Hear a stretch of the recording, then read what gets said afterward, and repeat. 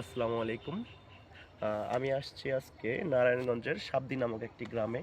তো এই গ্রামটি বিশেষ করে ফুল চাষের জন্য বিখ্যাত। এই গ্রামে বিভিন্ন জায়গায় ছোট বড় অনেক ফুলের বাগান গড়ে উঠেছে। তার মধ্যে আমি আছি এখানে ছোট্ট একটি বাগানে।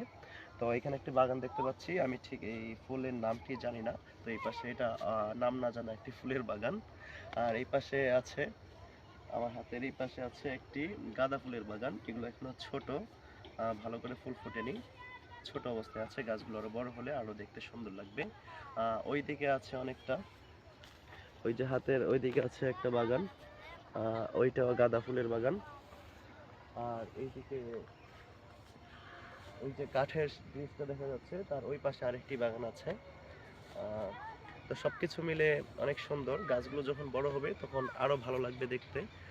আহ, আপনারা আসতে পারেন নারায়ণগঞ্জের সাবদি এলাকায় এসে এর বাগানের সৌন্দর্য উপভোগ করতে পারেন।